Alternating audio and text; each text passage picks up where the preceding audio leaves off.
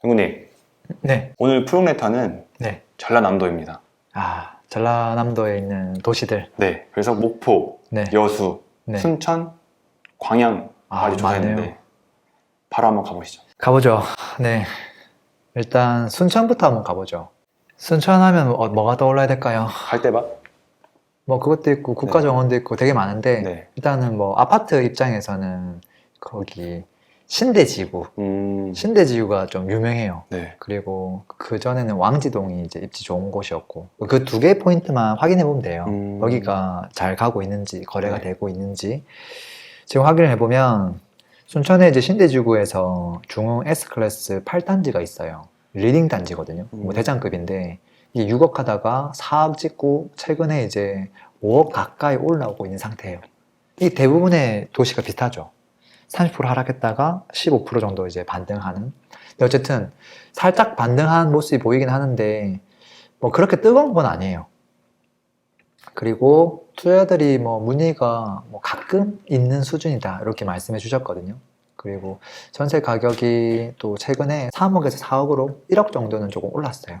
그래서 아마 투자자들도 관심을 조금 가지는 것 같고요. 입지가 제일 좋으니까. 그리고 지금 쭉 보면 왕지동 쪽 같은 경우에 보면 실거주 위주로 뭐 소량 거래됐다 뭐 이런 이야기도 조금 있었고요. 그리고 순천은 전반적으로 뭐 여전히 아직 분위기가 뜨겁지 않아요. 그리고 전세 살던 분들이 그냥 전세 사기 사건 보고 전세 사는 게 너무 불안하니까 그냥 차라리 매매할까? 뭐 이런 분들 그냥 조금 계시다 하는 수준이에요. 여수에서는 대장 역할을 하는 게 웅천 택지지구거든요. 거기가 이제 가장 새 아파트에 또 뷰도 나오고 이제 모든 조건들이 좋은데 지금 어떤 상황이냐고 하면 전세 가격이 지금 2억대에 나와 있어요. 그러니까 전세 가격이 낮아서 이제 이게 매매로 전환되는 게 아무래도 굉장히 더디겠죠. 그래서 순천하고는 분위기가 약간 다르다. 순천은 전세가가 올라갔고 여기에서 매매가 조금 이제 거래가 되면서 약간 올라가려고 하는 모습이라면 여수는 여전히 낮은 전세가를 형성하면서 이게 매수 수요로 안 넘어가는 거죠.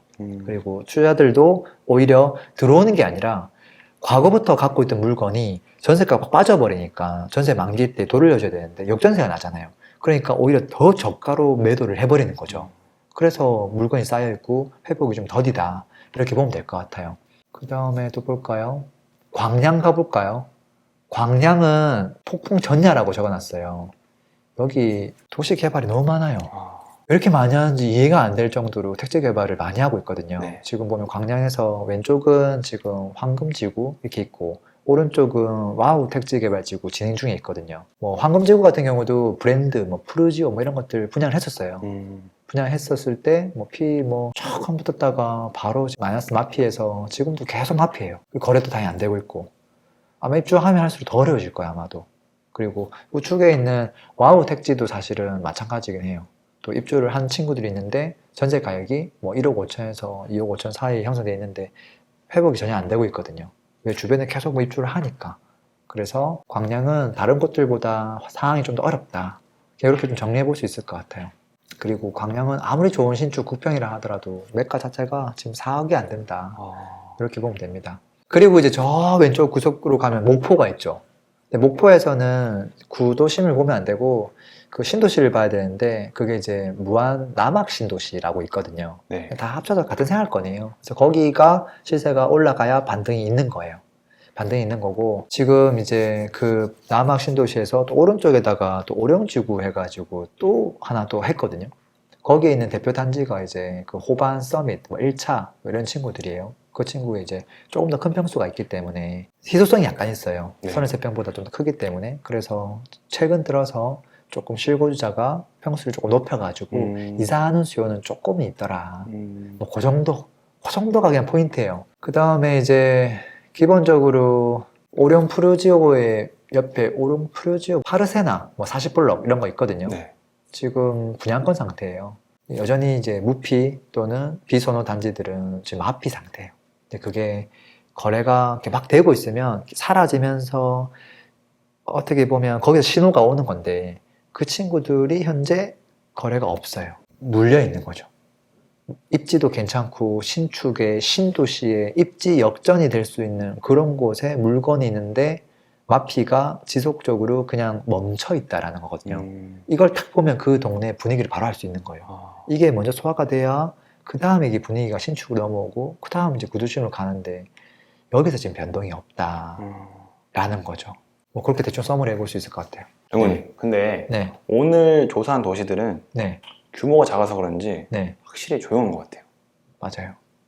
지금 뭐 순천은 그나마 약간 변화가 있다. 요 정도고 여수는 지금 웅천지구부터 시작해서 전세 가격이 낮아서 발목 잡고 있다. 그 다음에 목포 같은 경우도 지금 오령 친구가 지금 발목 잡고 있고 광양은 뭐 전반적으로 입주 물량이 다 있어서 힘들고 소도시이기도 하지만 수요가 지금 빠르게 움직이고 있지 않은 것 같아요. 영훈님, 그러면은 지금 다 힘든 상황이긴 하지만 네, 그래도 전남에서 네. 어느 도시를 좀 관심 가지면 좋을까요? 이거는 과거부터 항상 똑같았어요. 전라남도가 분위기 좋아질 때 가장 수요가 많은 도시가 먼저 움직이는데 네, 거기가 순천이었어요. 순천이 교통도 좋고요. 네. 교육도 무난하고 도심 그 약간 설계도 무난하고 너무 여수 안쪽으로 안 들어가도 되고 항상 나가려면 일로 나와야 되는 것도 있고 그래서 순천이 항상 분위기가 먼저 왔어요. 네. 그래서 앞으로도 저는 마찬가지일 거라고 보고 있고 지금도 사실은 순천의 분위기가 제일 좋아요. 그리고 이 분위기가 이어지면 어디로 가냐면 여수로 가죠. 여수 찍고 원래는 광양을 가야 되는데 항상 광양으로 잘 안 가요. 신기하게도 광양 따로 놀아요. 네. 따로 놀고 오히려 시간 지나면 차라리 목포가 좀 더 빨리 좋아질 수 있겠다. 그리고 광양 이렇게 좀 정리해보면 되지 않을까 싶어요. 그러면 가장 관심 가져야 되는 게 순천.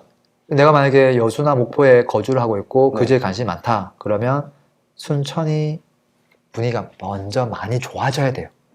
그래서 내가 살고 있는 동네는 여수라고 하더라도 순천만 째려봐야 돼요. 이 친구가 좋아지면 좀 지나면 우리 지역도 좋아지겠구나 이렇게 말이죠. 그럼 순천이 좋아지면 나머지 지역들 좋아지는 것도 시간 문제라고 볼 수 있을까요? 여수는 충분히 가깝기 때문에 그럴 가능성이 높고요. 네. 목포는 사실은 지역이 너무 멀리 떨어져 있기 때문에 같은 생활권이 아니에요. 전혀 아니에요. 그래서 목포는 목표 개별적으로 봐줘야 되는데 근데 그렇지만 목포에 있는 사람들은 가격 비교할 때 여기밖에 없거든요. 네. 야, 여기도 구평이 지금 왜 그거 이렇대? 야 우리는 지금 뭐 하는 거야? 하면서 시간 지나면 같이 올라가거든요. 키 맞추기를 한다는 거죠. 네. 그런 식으로. 갑자기 목포에 있는 분들이 광주하고 비교하지는 않거든요. 그렇게 이해하시면 될 것 같습니다. 네, 알겠습니다.